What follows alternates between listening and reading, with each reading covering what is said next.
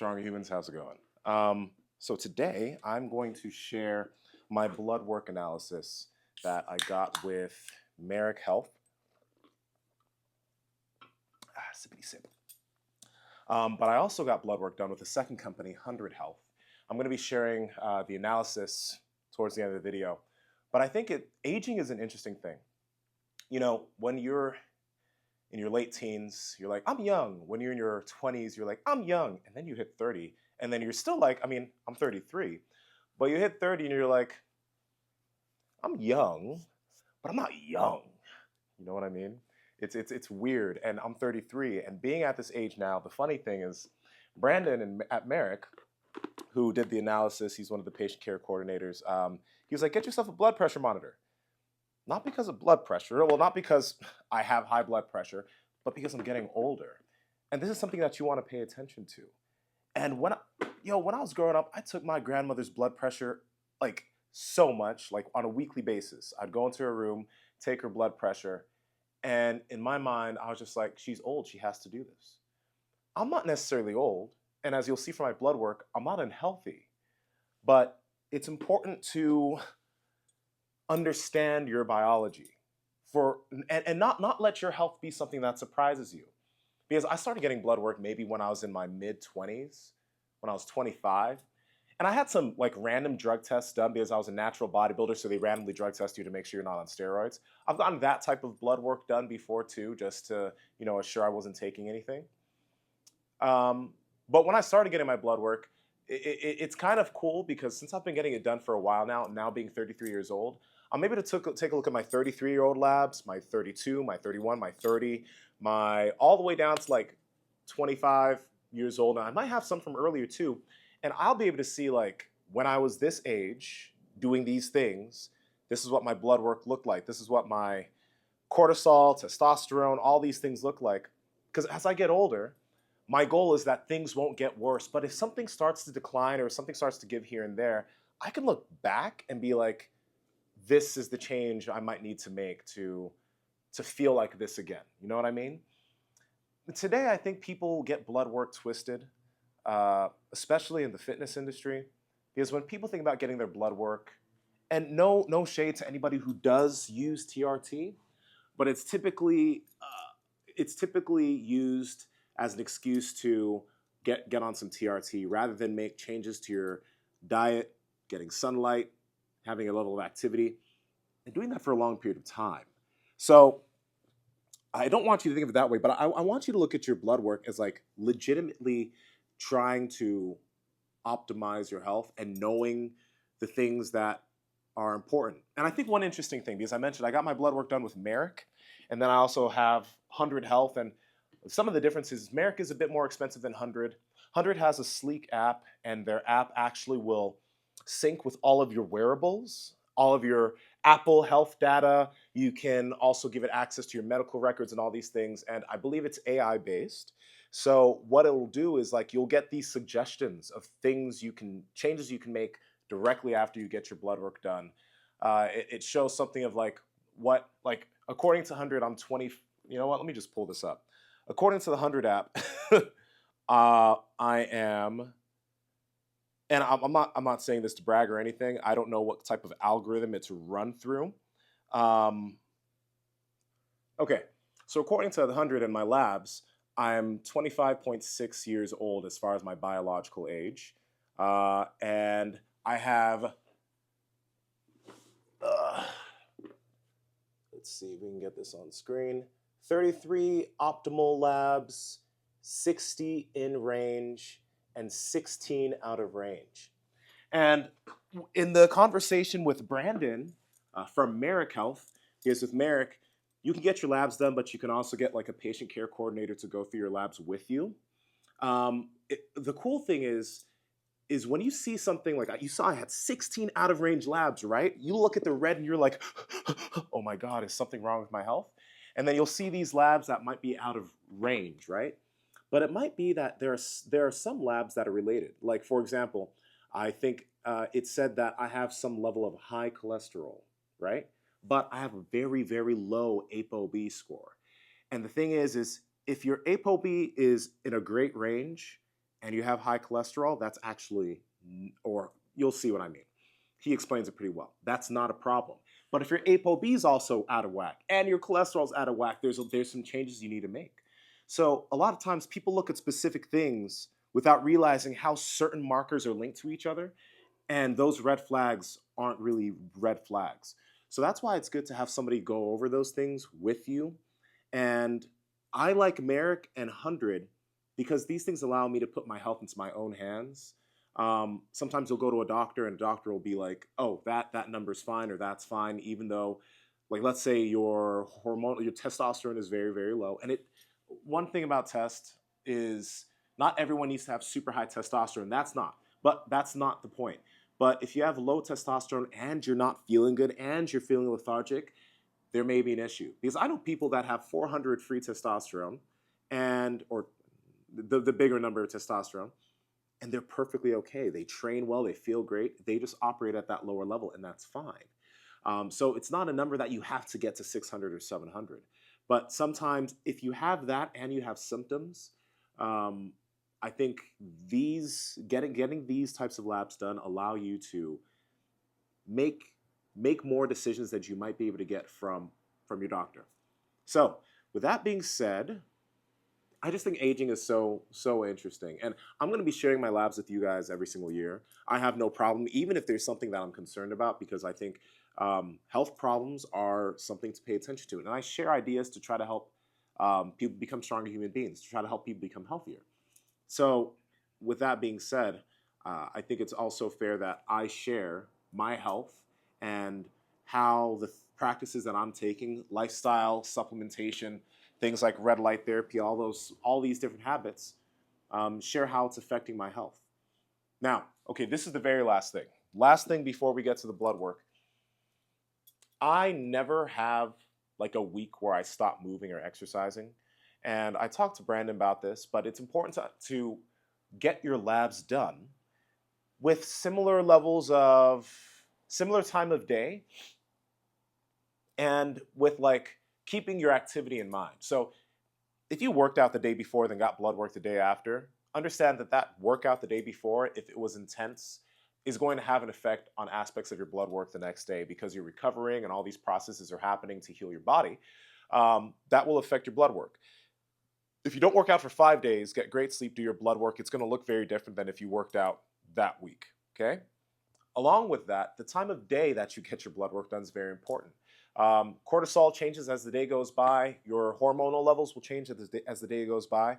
So if you have one set of labs you got last year at 8 a.m. and another set of labs you got next year at 4 p.m., you're going to have very different sets of labs. It's a snapshot in time. So when you start getting your labs done, think about that. Try to see, can you get your bloods taken at 8 a.m. every single year?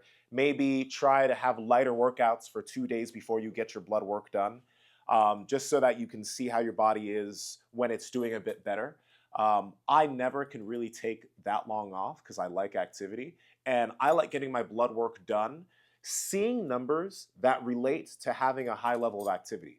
Because if my goal is to continue to have a high level of activity, then I need to see how my blood work looks when I have a high level of activity. Because when I continue to have high levels of activity as the decades go by, I'll be able to see how that is affecting my blood work, and maybe there's going to come a time where I have to lower my level of activity to continue feeling good and continue making progress. That's just the nature of getting older. Like getting blood pressure cuffs. Okay, with that being said, let's get into it. My blood work. There's going to be links below for if you want to go with Marek Health or 100 Health. And if you guys have any questions about that stuff, comment down below. I'll respond to you. But there are discounts for the Stronger Human community, link down there for both companies. And let's get to it. Okay. And I just started the recording on my end too. All right, cool. So it is, so yeah, now it's being recorded, I think, which is good. Okay. Yeah, I think that should. At least I hope it's being recorded. Yeah, I have it on my end for sure. Okay, cool. So if for some reason I don't get it, maybe you could just like share it on Google Drive or something. Yeah, absolutely. I could do that. Okay, cool. Sounds good. Thank you. Yeah, no problem. So Before we get into the blood work, I just kind of want to ask a couple questions about your lifestyle for the last few weeks leading Yeah. up to the blood work. So, I go through an acronym called SHREDS. So basically, just tell me how's your sleep been? Like, what's your routine look like? Do you go to bed at the same time every night? Wake up same time every morning? How many hours you get? Do you have any issues with sleep? Just kind of give me some rundown on how you approach your sleep. Yeah, sleep's usually great. Uh, eh, so I start getting tired at the same time every single night, but it doesn't always mean that I go to sleep when I know that I should. Yeah. So like I'll start to get tired around 8:30. I'll usually try to go to sleep around 9 or 9:15. Some nights I'll end up going to sleep around like 10, 10:30. Rarely at 11, but it sometimes happens. Sleep is always good. I don't usually wake up in the night. I usually wake up every day around 5:20 is when my eyes always usually open. So that's always pretty consistent. If I do go to sleep a little bit later, I'll still wake up around the same time, but I might just like slug in bed for a little bit. You know what I mean? But yeah, there's usually no disturbances in my sleep, unless for some reason I eat a little bit too close to bed or something, but that usually doesn't happen. So Yeah. sleep's usually handled pretty well. Yeah, that's actually a really good sign that even if you do have those later nights, you're waking up at 5:20 every single day. And I'm assuming that's no alarm. You're just Yeah. naturally getting tired, waking up. Do you have any specific strategies that you use other than, not eating close to bed? Do you use any blue light blocking Yeah, glass? yeah, yeah. I have red bulbs that I turn on at night. I have my blue blockers because me and my girl are usually watching some TV or something, so I'll usually be using those. Okay, Um, yeah, yeah, it's perfect. it's usually it. Cool. Yeah, so that sounds like you have that really well dialed in. How about your hunger? So just take me through a typical diet day for you. Yeah, that's the thing though. Like, not every day is the same. So some days, if I know that, um, like today, I don't really have jujitsu today. I'm gonna lift a little bit later, not really feeling too hungry, so I'm probably gonna have a meal later in the afternoon, then a meal again at maybe 5 or 6. Okay. I do know I'm gonna have jujitsu tomorrow, so I'm gonna eat a lot more tonight in preparation for tomorrow, and then tomorrow I'll probably have again 1 or 2 meals. If I know on a certain day that I'm not going to be doing a lot, I might just have 1 meal. Okay. But typically it'll range between 1, 2. Some days it's rare I'll have 3 meals, but I typically get in a good amount of calories when I have 2 meals. And I most of my days are 2 meal days. It's sometimes that I'll have a 1 meal day, but that's not crazy often. And if it is a 1 meal type of day, it'll be a very, very big meal.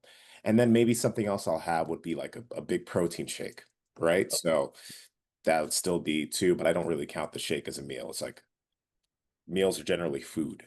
So yeah. So are you generally doing a pretty well balanced macronutrient diet? You're not it sounds like you're eating based Some on days I'll have more carbohydrates, some days I'll have less carbohydrates. yeah, so like if you're I've doing more activity, you'll eat more carbs. Okay. Yeah, yeah. Like usually, especially the day before, I know I'm going to have a lot of activity. So if I know I'm going to lift and do jujitsu and do something else, I'll have a lot of calories, a good amount of carbohydrates, a good amount of fat the day before. Um, Okay. but the day of, with those activities, it's not like I'm going to be eating a bunch. I'll probably have some electrolytes, maybe some drinks that have a bit of carbohydrates in it or something. Some creatine mixed with some juice. You know what I mean? Like that's usually how I'll handle that. Okay. But yeah, yeah. I And don't do do you do any any. tracking or anything? No, I don't track. I don't track. Yeah. I'm just like since I've tracked for a long time, I kind of know like when I know what carbs are. I know how much I'm eating generally. So Yeah, exactly. You've been there, done that long enough where you could probably guess, you pick up a scoop and you're like, this is this many grams. And if you, yeah. So okay, cool. And generally Whole Foods, I'm assuming, yeah, generally, okay. yeah. Fruits, Something actually, veggies. I know we're gonna get to it, but I also wanted to mention, like I mentioned, I did the blood work with another company, Mhm. and I noticed my blood work with Marek when we got to the prolactin. Just keep this in your head. The prolactin was a little bit high, and it's been high on prior ones. Yeah. But what happened with the blood work that I did with this other company, I haven't had like any type of kratom, whether there's this drink called it's not Mark's kratom thing. It has a little bit of caffeine, kava, and kratom, but a very small amount. It's And like I've had live free or something like New that, Brew. like It's the called blue New one. Brew. The Oh, Live okay. Free thing has a lot of kratom in it, but Okay. it's called New Brew. And before I did this blood test with this company, I didn't have any kratom, any type of kratom substance for like 5 or 6 weeks.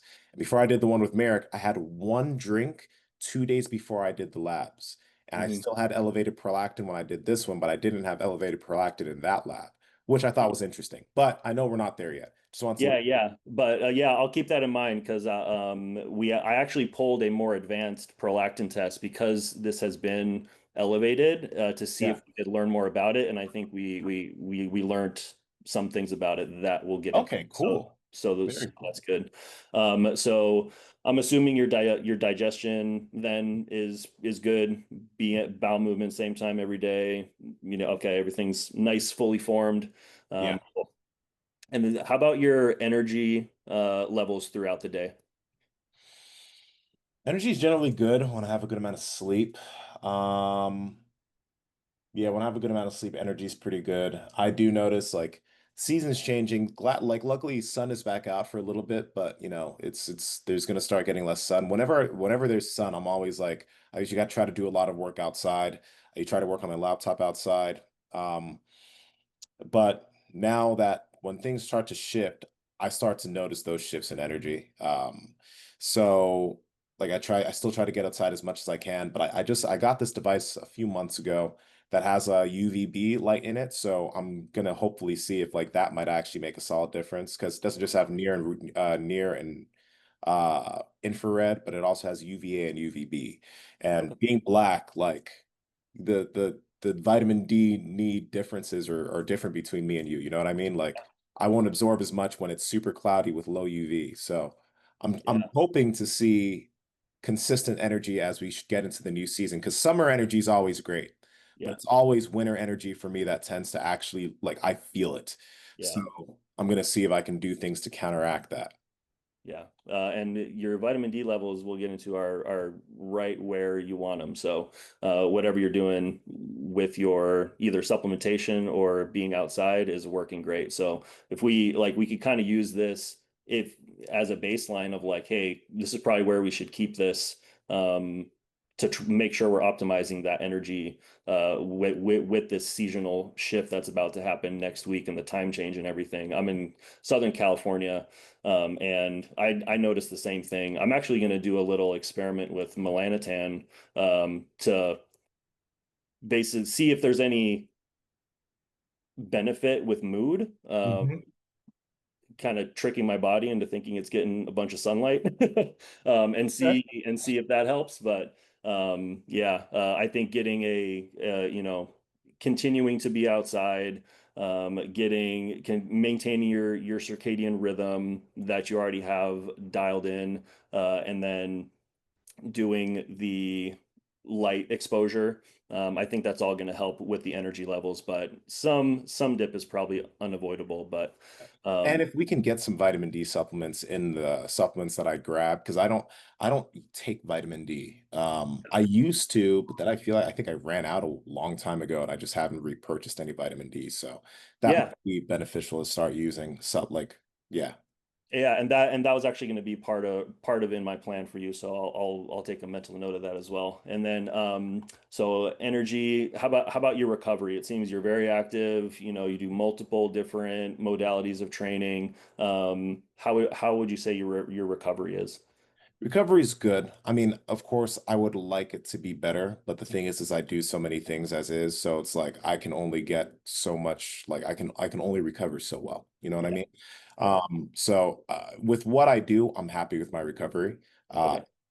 so yeah, No nagging injuries lately, tendonitis, anything like that. Okay. nothing like that. No. So it seems like with the recovery demands that you have, your capacity is good enough for that. Yeah. It kind of leads me into stress. Like, how are your stress levels? I know you're very uh, what's it called? Like motivated, and I'm sure you work a lot, right? Like, if you had to grade your stress 0 to 10, 10 being the most stress you've ever felt, kind of in this season of life, where would you say you're at right now? Mm. I mean, I have more stressors than I've ever had in my entire life at this point in time. Yeah. But generally, I'd say that the way it affects my mood can depend on day to day. Some days it could feel like it's an 8. Some days when I feel more normal, it could be around like a 4 or 5. There's always just a little, because there's just things that I like constantly need to get done, things that I'm thinking about, and those things never generally go away. So I mean, it's always there. Um, Yeah. although I don't know if it's uh, I don't know if it's really affecting me physically that much. If I don't get sleep, that's going to be the issue. But like sleep isn't affected by my stress. So when Yeah. I take care of my sleep, even though I may feel this mental burden of things that need to be done, it's still something that I'm able to do. You know what I mean? Yeah, So exactly. So it sounds like you've identified like what in your life needs to be completely locked in to make that stress maybe even a healthy stress yeah, that keeps you progressing in life versus something that, makes you unable to function. yeah. So that might actually be another good maybe supplemental approach that we could take, where on those days where it's an 8 out of 10, we could do something there. But yeah, As long as none of these are injectables, dog, because I no, fucking no, I no, fucking hate needles, bro. I can't no, do no, it. no, no, Even no. giving this blood is stressful for me. So Yeah, no, yeah. absolutely not. And then, what do you do other than your exercise to manage your stress? You do any meditation? I see you do like sauna, kind of a lot of things that are, pro health and parasympathetic activities. But Yeah, some mornings I will do meditation, but every like that's why Real Flow is so helpful each day. Like it really I always feel better after that practice, right? yeah, So I have that, which is a really great movement practice. Obviously, I got walks I can take. Me and my girl hang out, so I have a lot of things that I can do to relieve stress. So okay, um cool. yeah, there's yeah, I got a lot of things. Yeah, well, I mean, you're like miles and miles and miles ahead of the average, patient or client here at Merrick, and you're doing all the right things. So I think you're well on a good track for your health, both physical and mental and spiritual, right? And then we'll just take a look at your labs and kind of see, is there anything that we could optimize? And keeping in mind that we're going to take like a supplement approach and just kind of go from there, because there's probably not much. I think you're fulfilling most of what you need with your lifestyle, right? Yeah. So I'm never going to try and like advocate for something that you don't need, type of thing. Yeah, peptide stuff really does have me curious, but at this Mhm. point, I'm just like, it still has to be injected. I'm still too much of a pussy, so I'll just see what I can do without him for a while. Yeah, and there's so many people that they're hyper focused on like, mitochondrial peptides are so big right now, and but they're not even doing any like cardio, right? It's like, and that like like you want better mitochondria, like do your zone 2 cardio, like No, injecting all these peptides. I do a lot of zone 2 cardio too, by the way. So Okay, yeah, I mean like yeah, I bet your mitochondria are functioning perfectly fine. yeah, I hope so. All right, so I have both of your I have the lab report that is like a custom generated like algorithm type thing, but I also have your raw lab data, and I work a little bit better by going off the raw data given my medical background. So I'll primarily be going through that with you, and then if there's any questions you have, just let me know. And then I also want to make sure I'm explaining this to you in a way that isn't too like big brain talk, right? I know you talk to a lot of educated people on the podcast and everything, but do you want me, like, how much detail do you want me to go into when we're going over the labs? As Um, much as you think's necessary. Yeah. okay. All right. So let me share my screen here and get rid of some distractions. All right. So, And you know what, too? When we yeah. get some of these labs, like again, because I took some blood work a few weeks before with 100, and I didn't get as many labs as I got with you guys, but I got a good amount that I think have some different values. Hmm. So maybe we can, if there's like a stark value difference, I'll let you know. And maybe there's just like maybe Yeah, nothing to it or feel something. free to send those over to me, and I'll compare, right? Always remember that this is just a singular snapshot in time, Yeah. and that these values are constantly changing and moving throughout the day. So, um, I always like to remind patients of that, like especially someone who's not on like a testosterone or something, like these values are changing throughout the day, and it's perfectly normal. So. Mhm. First thing we have here is like an anemia profile. It's basically just going to check all of everything related to your blood cells, red blood cells, white blood cells, your iron levels, your B12, folic acid, kind of all of these cofactors that are necessarily to create red blood cells. And then it's also going to look at your immune function. So when we look here, we have your B12 folic acid, your iron panel here. What I'm looking at when I'm assessing this is there any like anemia? Is there any issues where there's too many red blood cells? Is there anything that's indicating there might be an infection or a genetic issue like iron overload? And I'm not really seeing any of that here, right? Your iron saturation is in a good spot. Your um, hemoglobin, hematocrit, these are what become elevated if you're taking exogenous testosterone or if you have sleep apnea. Like that's what you being a big guy, I was really looking for that. Like, okay, is there any issues with sleep or potential for sleep apnea? That all looks fine. The only thing that is like off here is this WBC and these neutrophils are quoted as being low. So Mhm. what that could mean is it could mean nothing.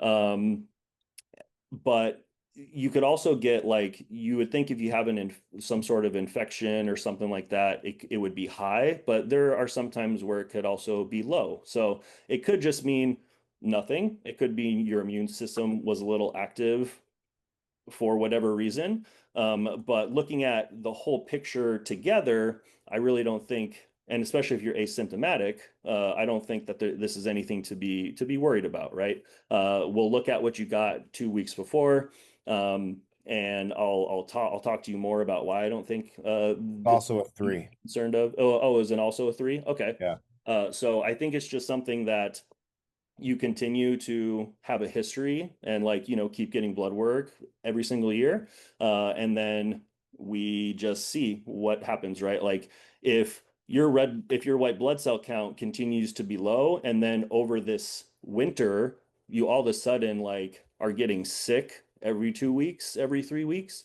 then maybe that's something that we need to look into, right?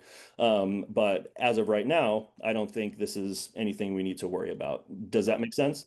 Yeah. Yeah. Okay, cool. Um, some people might argue that your ferritin is a little bit high. That's just a measure of like your iron storage, and can also be an inflammatory marker. But it's been, pretty close to this in the past. Okay. So it's not really something I'm worried about given the rest of your labs taking into full context as well. So like if your iron saturation showed like greater than 55% and this was high as well, then I might be a little bit more concerned. But this in isolation, I'm definitely not worried. Okay. And then it's still in the reference range for LabCorp. So you'll notice on the Marek report, our reference ranges and our optimal ranges are a little tighter and a little more strict. But we always have to take the whole picture into context. Got it. So next one we're going to look at is your thyroid, and we have a full thyroid panel here with your thyroid stimulating hormone. We have T4 and T3, and then we have thyroid antibodies that we checked as well. So this is going to look at if you have any issues with, hypothyroid, hyperthyroid, where's your thyroid hormone sitting at? You told me earlier that your energy levels were pretty consistent. And what I'm seeing here is, your TSH is at a 2. I think that is great. I start to get a little bit more concerned once starts to get above 3, especially above 4. Um, Hmm. we might look into supplementing like thyroid cofactors that help with conversion of T4 to T3. I think you're probably getting plenty of that. Let me go down to your T3. It's unfortunate it's not all in the same spot, but we have your reverse T3 and T3. Where's your T3 at the bottom? Right there. So 2.9. Ideally, this is above 3. Thyroid antibodies are negative, so that might be an indicator of like an autoimmune concern with thyroid. So there's nothing going on there. Okay. 2.9, someone might say this is an optimal and it should be, 3.5 or above. But you're telling me you're not symptomatic of hypothyroidism, right? Like your TSH is normal. You're not telling me your hair is cracked and falling out, your skin is dry, your energy levels are really terrible, you're gaining weight unexpectedly. Like there's no indicators to me that your metabolism is an issue or your thyroid hormone is too low for you. And then I look back at your history and it's been around this for all the times that we've gotten labs. So Yeah.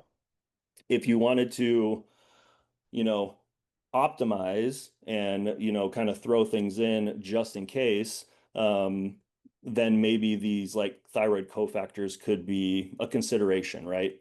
Um, your reverse T3 at 22, where was that at? It was at 22. It's still within the reference range, but some might say that's a little bit high. So reverse T3, this like basically occupies the receptor and doesn't exert action. Like think of how when you're doing a bodybuilding show and Hmm. your metabolism adapts to you eating lower calories, and you have this stress on your body, your body makes more reverse T3 to like conserve that energy. So I don't think you need to take any thyroid hormone. Um, it sounds like you get a pretty nutrient dense diet.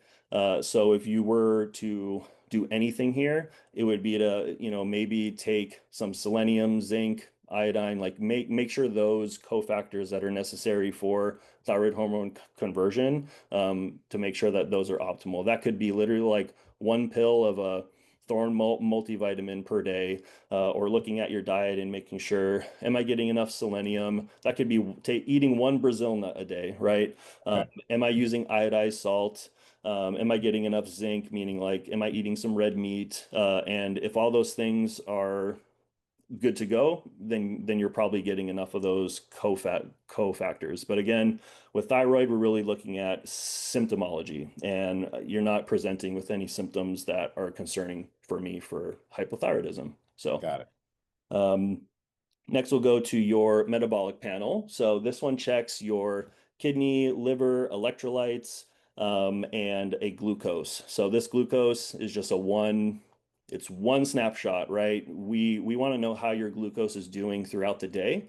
Hmm. So we do have values that show that. Your creatinine is a kidney marker that is a little bit elevated, but this is one of those ones that could be skewed because of high muscle mass, taking creatine, working out, Dude, being, I take like 20 grams. yeah, exactly. It could also be elevated because you're a little bit dehydrated, right? You had to fast all night for this. If you don't drink like a liter and a half of water before you go in, this could be a little bit skewed. So we did check another kidney marker other than a urine, which, is showing me that your kidney values, are good. Yeah, I'd be looking at like protein in your urine, and if there was protein in here, I would be a lot more concerned, right?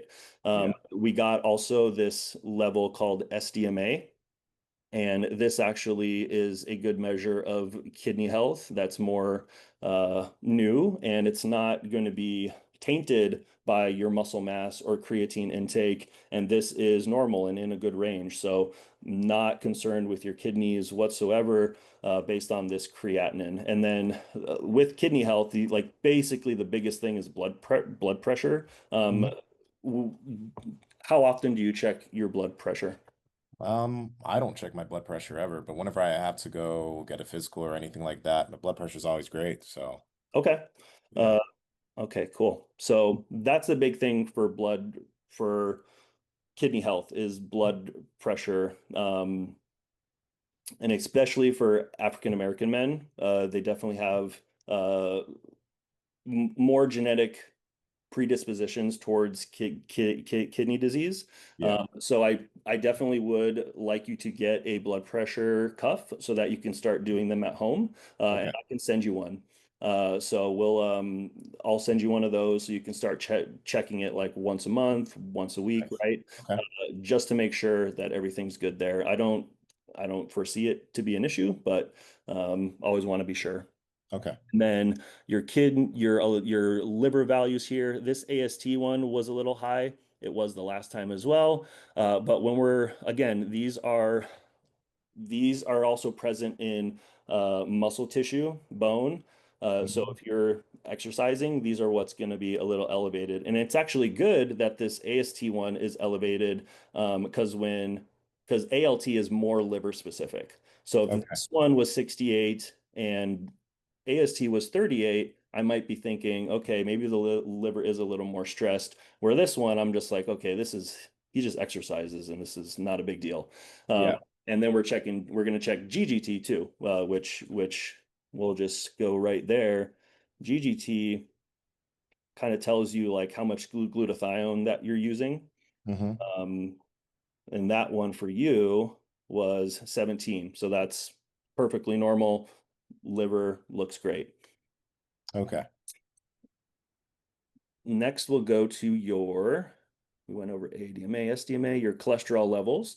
So triglycerides, I'm looking at this to see like, is there a possibility of like insulin resistance or metabolic health issues? That's nice and low. Your HDL cholesterol is 49, so is 63 in the past, but really what we're looking at Marek Health for cholesterol is your ApoB and your LP little a. That's what I want to know to see what your risk is for Hmm. cardiovascular disease. So your LDL was 80, and when you think about ApoB, think of ApoB just being the summation of all of the arthrogenic particles. So VLDL, LDL, IDL, kind of all of those put together into one number.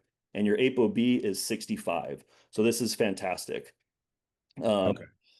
this is exactly where I would want to see you.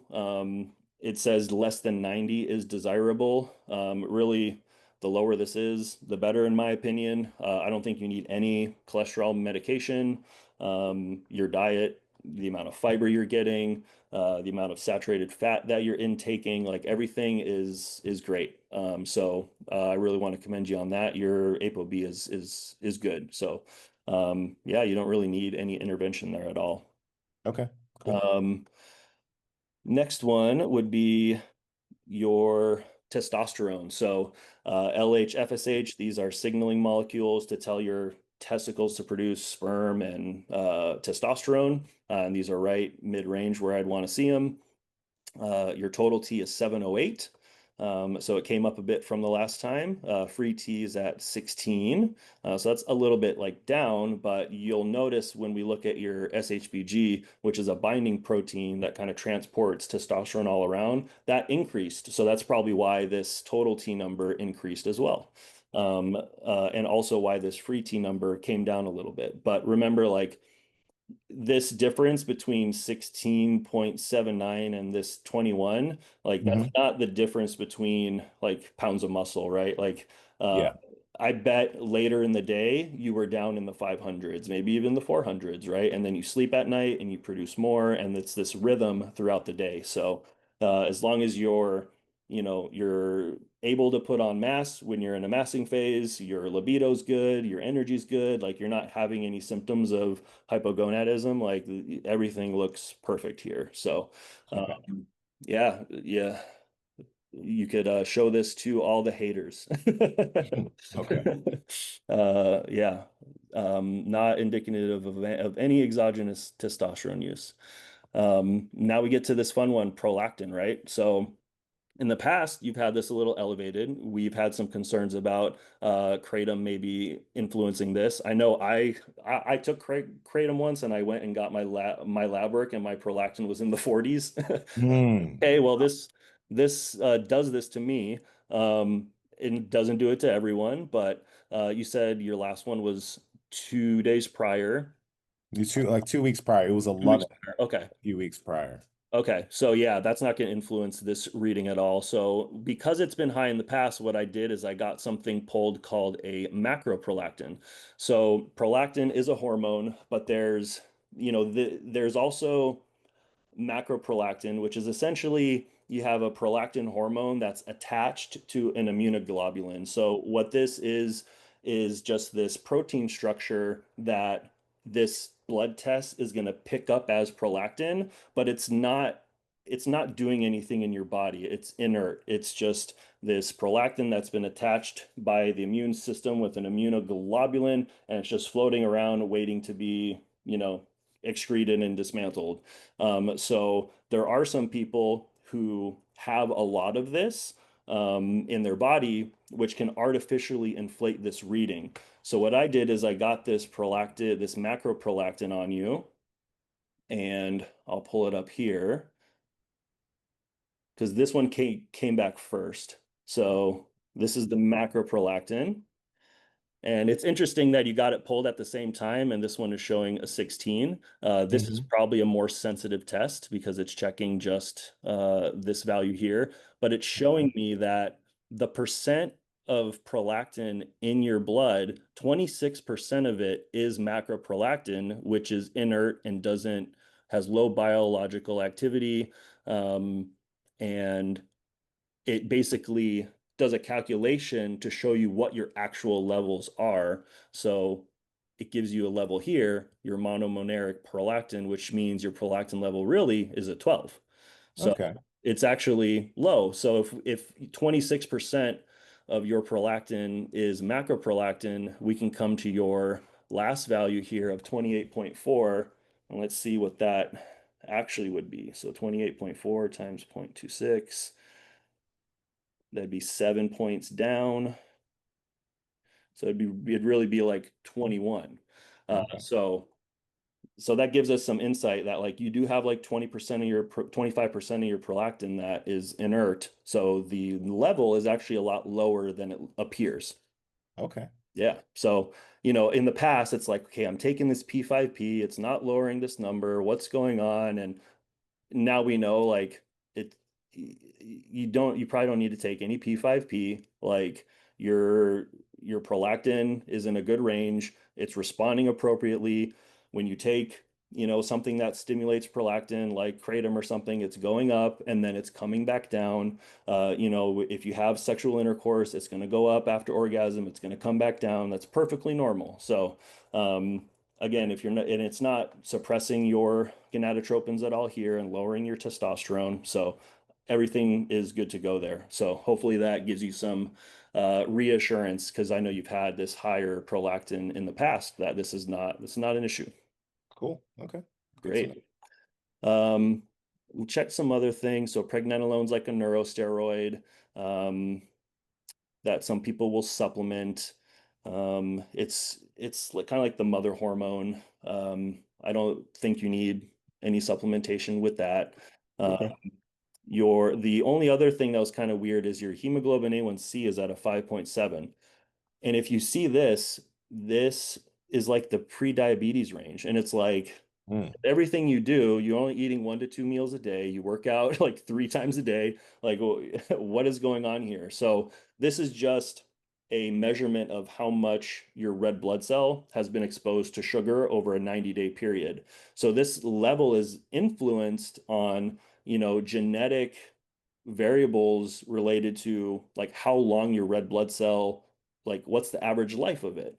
Hmm. So people who may have alterations in their red blood cells, which are totally normal and just a genetic variation, might have, a falsely elevated reading. So what I'm going to do is I'm going to look at all the other markers of your metabolic health and see like, is this really something to be concerned of? Because you might go to a normal doctor and they see this and they don't check anything else, and they're just like, oh, you need to go on metformin, you need to, eat less carbs or whatever. And I don't think that that's the case here, because if we look again, your triglycerides were 31. That's super low. In someone who's pre-diabetic, those will probably be over 100, over Mhm. 150.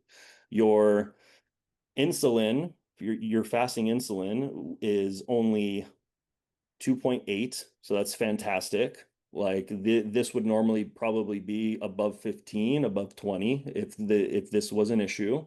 And then we're looking at your fasting glucose, which was 84. So like all of these numbers are showing me that your 84 right here. All of these numbers are showing me that your metabolic health is good. So I'm not going to put too much weight into that A1C reading of 5.7. If you wanted to be super granular and dig into this more, you might consider like a continuous glucose monitor. Those are a little tricky because when you are metabolically healthy, um, they can sometimes read like lower or higher or lower and be off by like 10 points or so. So when I was using one, it was waking me up all night because it was telling me I was going hypoglycemic. Uh, and it's like telling me I'm going hypo, and I wake up and I check my sugar and it was like 10 points higher than what it thought. And I'm like, Yeah. I'm not sweating, I'm not anxious, like I don't know what's going on here. So they're really good if you're managing diabetes, but if you're metabolically healthy, it's a good tool to kind of see how your sugar is reacting to what you eat, but not necessary for everyone. But does that help you understand like how I'm looking at this A1C in relation Yeah. to everything else? Yeah. Yeah. Yeah. And we could also do other calculations that I did, like a HOMA IR score, where it's basically a calculator that you put in your glucose, your insulin, and it's going to give me a score on if it thinks you're insulin resistance or not. And it was less than 1, so it's showing me like your metabolic health is good.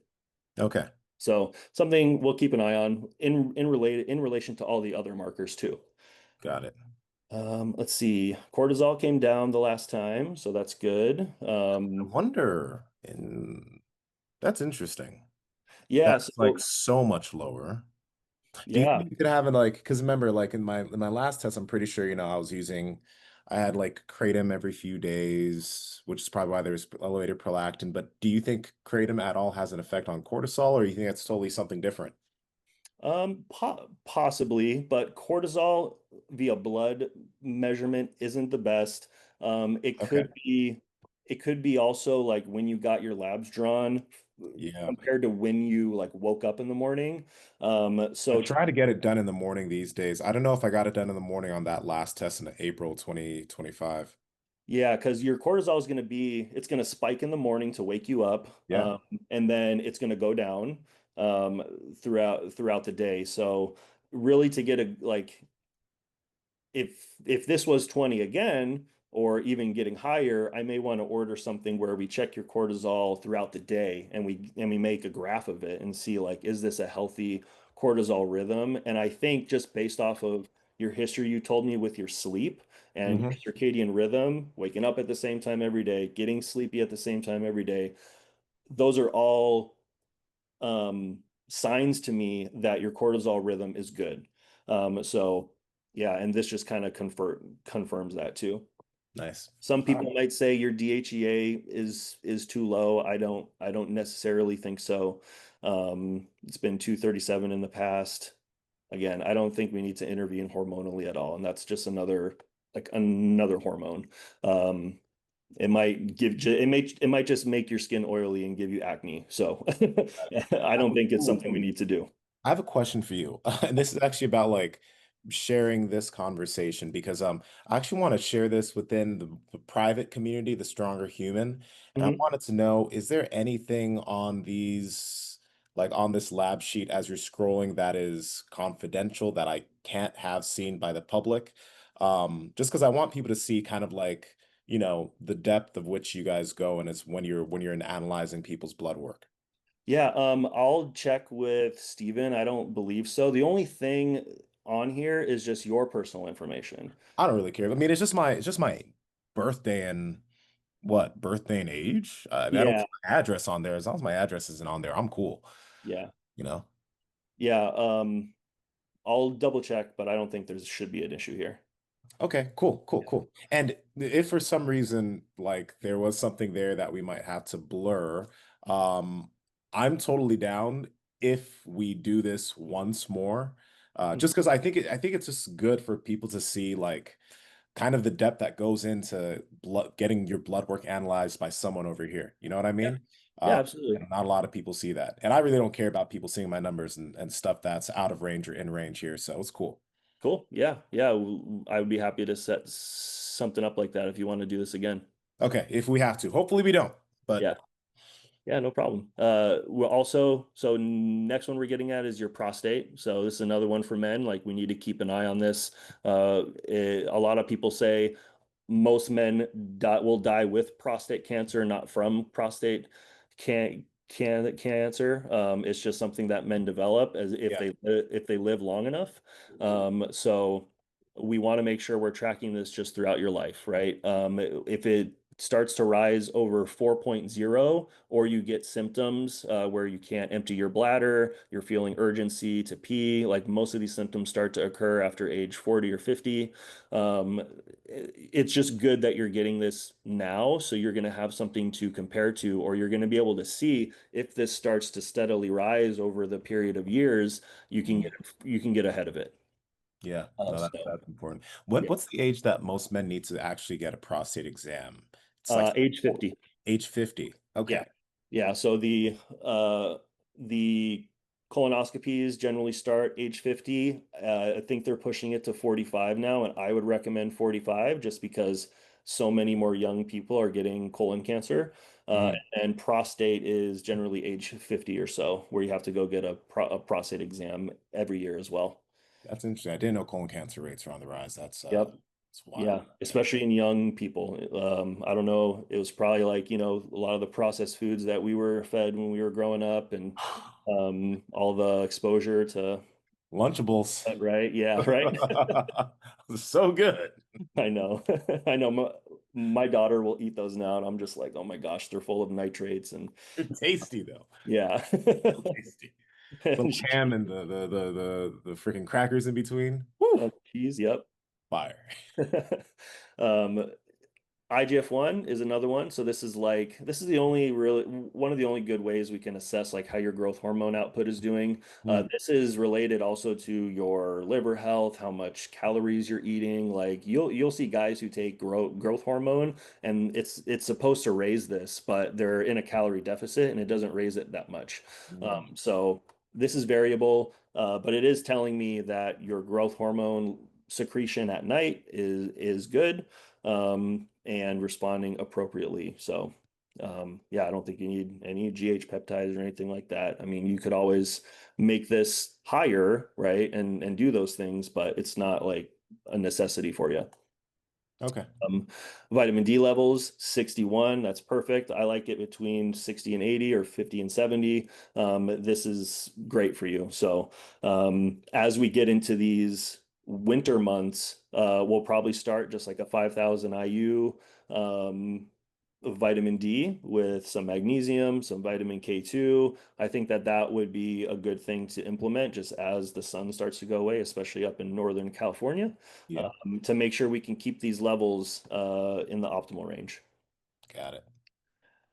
LP little a, this is just another like more genetic thing for cholesterol. If this is really high, then that 65 ApoB, I would want that as low as possible, and we would tell you you probably should take some medication just because it's really hard to lower this with any medication that's readily available.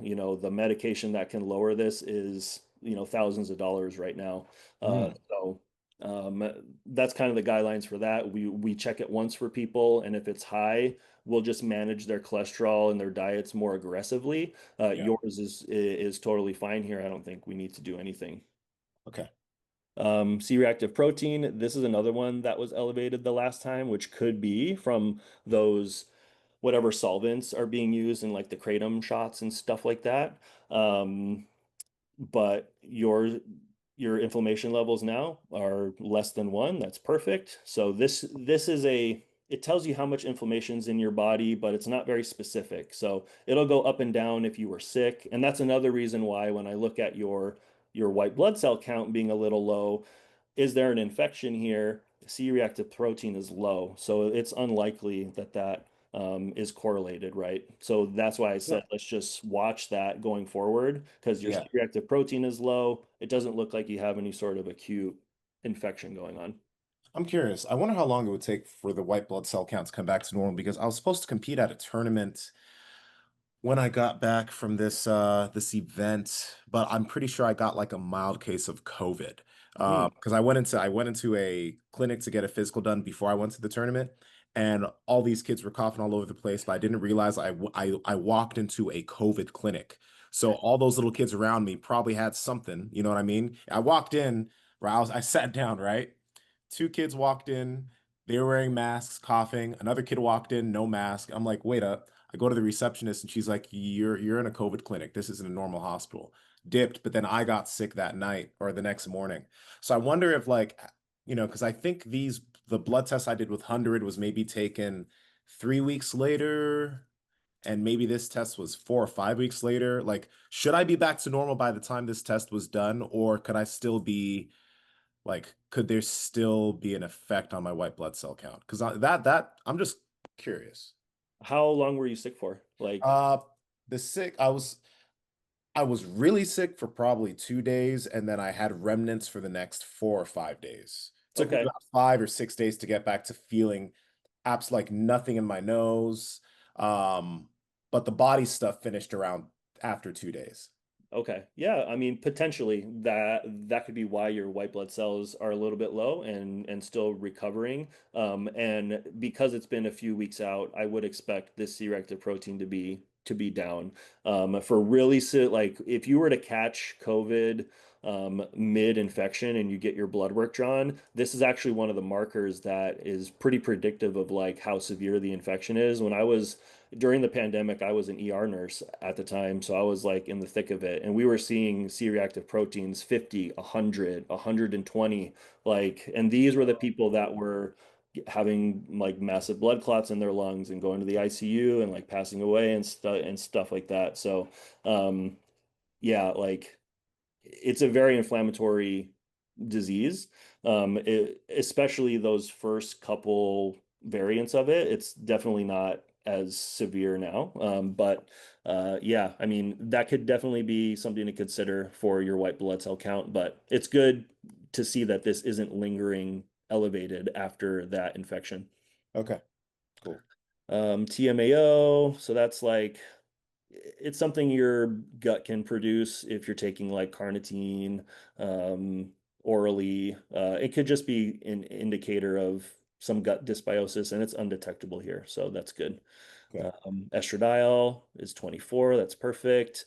Homocysteine is at a 10.5, so think of this as assessing your need for methylated B vitamins. So like the stuff, Gary Brecka does with MTHFR and all that. This is like the methylation process and a byproduct of that. And we just don't want this high. And you're at 10.5. That's not elevated at all. But maybe you might be able to argue that you could use a little bit of methylated B vitamins as part of like a supplement plan. So but again, I don't want to like you to think that this is an issue at all. It's in a good range here. Okay. Uric acid, this can tell us like more cardiovascular risks. Gout is a big one that we check with this. Everything's good there. Went over your thyroids, fibrinogens, another like inflammatory response metric that we're looking at. Your progesterone. It was interesting that this was high last time. Mm, It's back down to where I would expect now. The testes produce progesterone. This is actually correlated with that pregnenolone one that I looked at earlier. If this was like undetectable, it said like less than 0.1, and your pregnenolone was undetectable, and you're telling me, man, I'm super stressed out and I'm feeling very anxious all the time. I'm having trouble sleeping. That might make me think, okay, let's supplement some pregnenolone to see if we can help you with some stress and getting that down. Because progesterone is very calming. But Okay. your, this 0.1 is totally normal for a male. I normally see like 0.1 to 0.3. So it was interesting that this was elevated the last time. I'm not sure why, but we're back down to where I would think we should be. Okay. And then we kind of went over these thyroids already, magnesium. Do you take any supplemental magnesium? Yeah, I do. Okay. There's the ones that you guys had me, the ones that were on my supplement plan last time are the ones I still take. Okay, cool. So we'll keep with those. Magnesium is just a great supplement to take. And then we already touched on your SHBG. Mhm. This is that binding protein that binds to testosterone. So having a really high SHBG can lower your free hormones and cause issues. So that's why people who are on like keto diets or carnivore diets and they're not getting any carbs, Yeah, their SHBG will get really high and they have low free testosterone. So that's why they might introduce some fruit and stuff like that to bring this down a bit because you need insulin signaling to lower this down and have good free thyroid hormones. So this is just another metric showing me like you're probably metabolically healthy. right. That given that your SHBG is high, people with type 2 diabetes generally will have low SHBG. Okay. So yeah, so all in all, you're in a really good spot here. Did you have any questions about what we went over at all? Hmm. No, no, not really. Just Okay. I'm just curious to see how the supplement plan might adjust or change based off of what we had before to now. But Yeah. yeah. And in terms of actually vitamin D supplementation, again, like I don't use like I use creatine super consistently. So I'm like 15 to 20 grams a day. That's what I use for that. But vitamin D is like if I see it somewhere in my cabinet, I'll use it and I'll maybe do like 15 to 20 KIUs, but like it's been months since I've actually supplemented vitamin D since I kind of forgot since I've also just been getting so much sun. I just, neglected it. But Mhm. I wonder, because you mentioned 5,000 IUs, there have been times where I'd take like 10 to 15,000 IUs. And I know that you got to go really, really high to have like any level of vitamin D toxicity. So what are Yeah. your thoughts on that? Yeah, I mean, it's going to just depend on where the levels are, kind of where you want to take them. Yeah. Um, it is a fat soluble vitamin, right? So you could take, there are people who might take like really high dose once or twice a week. Mhm. I know like Dr. Serrano will do that with his patients. Um, I think that's totally fine to cycle it how you're doing it, because like we're seeing what you're doing is working. Yeah. So the only reason why I would put it in to your supplement plan now is just because we are going to get to those winter months where there's going to just be less sun available to you. Yeah. But if this might only be like a seasonal thing for you where you take it during the winter months and then once the spring comes, like you probably don't need it in your plan anymore. So what I'm thinking overall for you is there are just some general health supplements that I think are good for most people to take, which is vitamin D3, K2, given the season we're going into. The magnesium, I like the glycinate form. There's also a threonate form that I really like for people who might struggle with anxiety and or stress a little more. So I Yeah. actually like to mix the two together. Um, I would probably you could maybe do boron to try and optimize your I free think I already testosterone have a little boron. bit. I, Yeah, I take it every now and then. I not every day, but I have it. so Marek Supplements is going to launch in December with a high dose boron supplement, which I think will be good. We can give you some boron here as well, but that could be something you could take if you wanted to really see if you could get your free testosterone levels more optimal. But it's not. a necessity. I think maybe if we do like a multivitamin or the thyroid support complex, just to make sure you're getting zinc, selenium, iodine, you could probably just take one pill of that instead of the two that are recommended. Uh, Question for you. When it comes to a multi versus getting these supplements on their own, do you think there's any difference in absorption from the multi versus like just getting zinc? So like these things on their own versus being the yeah, probably. I generally like to take only the ones that I want. So if I was doing like a thyroid, I would get like a zinc copper supplement. I would get a selenium supplement, and then I'd probably just use iodine salt instead of taking a multi. Because like you said, some of these micronutrients compete with each other. So I will recommend multis out of convenience, yeah. and what I think the client is going to adhere to the most. So, in your case, you have things pretty locked in. Yeah. We could either do one of these more, just take one pill. It'd basically be the difference between Let's like do one versus like three. You know what I mean? I'll do the three. Like Okay. that's the thing. Like I'd rather do the three. I mean, I know Okay. the multi would be just easier to pop, but I'd rather have more effectiveness. Yeah. So where we can, let's just use those individual supplements. Perfect. Yeah. So we'll just do like a zinc selenium, and then make sure you use iodized salt, and you should be good to go there. Cool. And then I mentioned blood pressure. I want you to check your blood pressure very regularly, or at least, just making sure we're good to go. The new guidelines came out, and it's basically like anything like 120 over 80 and below is where you want to be to Yeah. a point, right? You don't want to be dizzy and passing out, but yeah, they're getting much more aggressive, which with their blood pressure recommendations, the American Heart Association, and I generally agree. So that's an easy one to just make sure we're checking, especially genetically for you. Um, and then for stress was kind of the new one that you might not be aware of. I think phosphatidylserine would Mm. probably be a good, like something good to implement. Uh, Pill? yeah, it's just a pill. So this is something that can blunt just stress response. So if you're having a very stressful day, I like doing like a little bit of Be phosphatidylserine. careful though.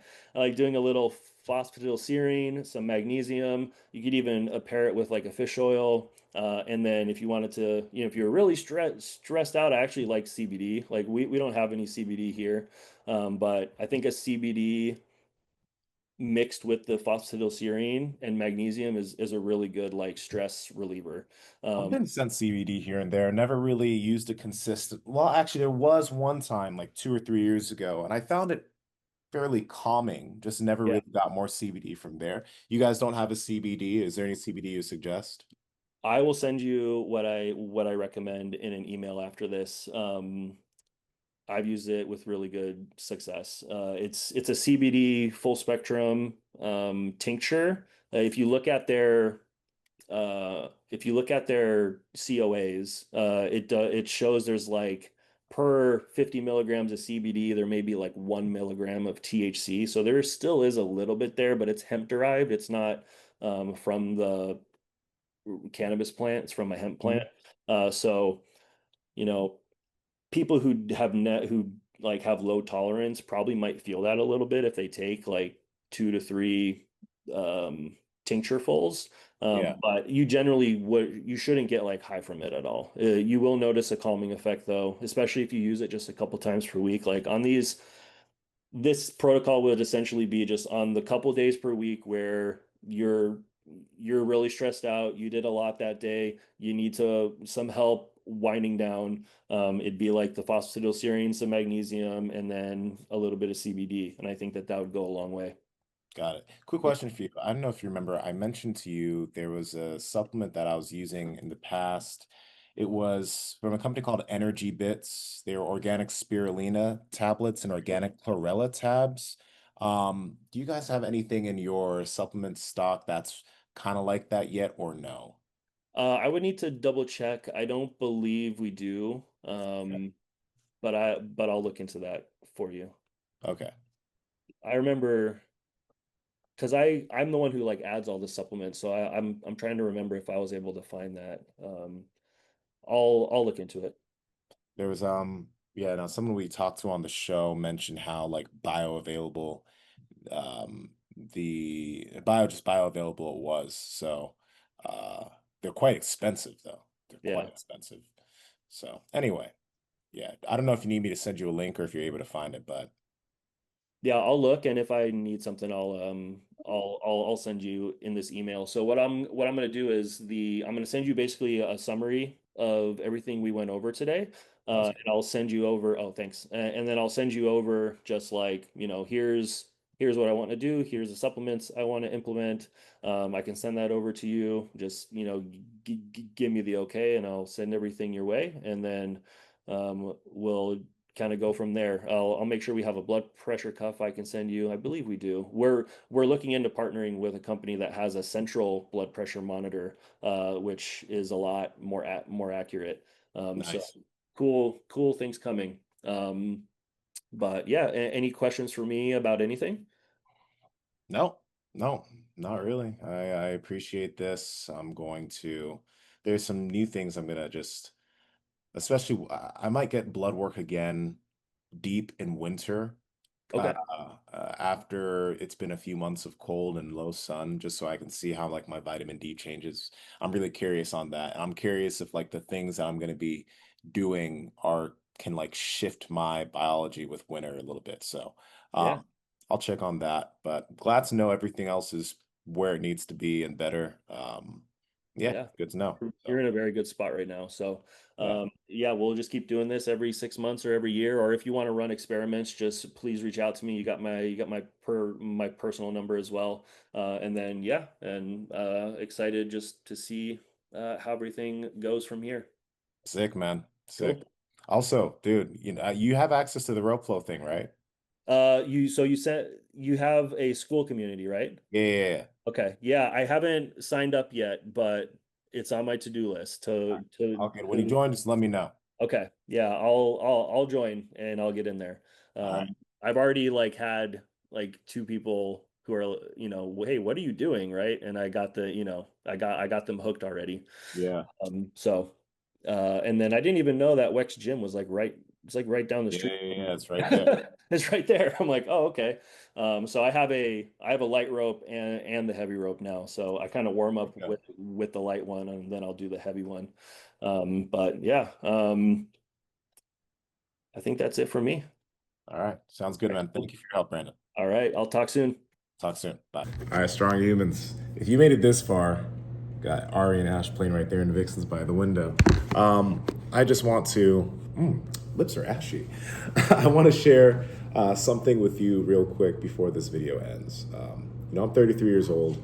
I've been in the health space for a while now. I've done the Power Project podcast, learning from health experts, and this is like this is trying to help people take control of their health is something very important to me. When I was a kid, I wanted to be a doctor. Shifted from being a doctor to being someone who trains people so that ideally, they don't have to visit the doctor as much. And that's my kind of life mission. But aging is scary. To be perfectly honest, I hate going to the doctor. Absolutely hate it. You can ask my girlfriend. But you know, I'm fortunate that for the past few years, since I've been in my 20s, I've been able to get blood work done pretty much every single year. And it gives me the ability to, when I turn 34, 35, when I'm 40, when I'm 50, I'll be able to have references. I'll be able to look back and see, okay, what was I doing at this point in time? How's my energy? How's my hormones? Like, what's moving in what direction? It allows me not to have to play guesswork with what's going on in here, and I can feel fully confident in the things I'm doing, the food I'm eating, the habits I have for my health. I can feel fully confident that all of these things are moving my health in the right direction. Rather than getting blood work one day, seeing all these numbers out of whack, and then trying to put all the pieces together and then trying to make all the changes. So I want to encourage you, if you're someone who's younger, for some reason, people think that blood work is only for people who take steroids, and I've never taken steroids. That's why I don't care about putting my blood work on the internet for people to see. I've been doing this for years. It doesn't matter to me. But what does matter to me is people understanding that blood work is for everybody. You understanding what's going on inside of you is not something that only certain people need to get. You need to get it too. If you're in your 20s, don't put this off. If you're in your 30s, definitely don't put this off. Try to get blood work each year. It's something that it can give you a massive level of assurance that what you're doing is okay, or it can be a wake-up call for you to start making the changes you need to make so that you can live a life of longevity, a life of health, a life of vitality. And anything can happen to any of us at any time. You know, like, God forbid I get in some accident or some stupid shit happens to me, right? And then someone can say, oh, he's been doing all this stuff for the health, and then he's not here anymore. But that doesn't matter. You know, I take control of what I can control. That could have been phrased so much better, but I'm just gonna leave it in. Like, I control the controllables, and the things that I can't control, I let that be. What I can control is paying attention to what's going on in here, making changes to my supplements, my nutrition, my lifestyle, right, to make sure I'm moving in the right direction. And, you know, I have nothing against hormonal benefit like TRT or any of those types of things. Some people do need it. I think some people maybe go about that route too soon, but that's not for me to judge. But if there's a point that I might need some hormonal assistance, maybe I'll do it. Ideally, way later in the future, because I think that's ideally how it's going to be. But I really don't like needles too, so I want to try the peptide stuff, all that type of stuff. I want to try to push that stuff down. I don't like pinning. I don't even like giving blood. Okay. Anyway, guys, that's it. As I mentioned, links for Marek Health and 100 Health are in the description.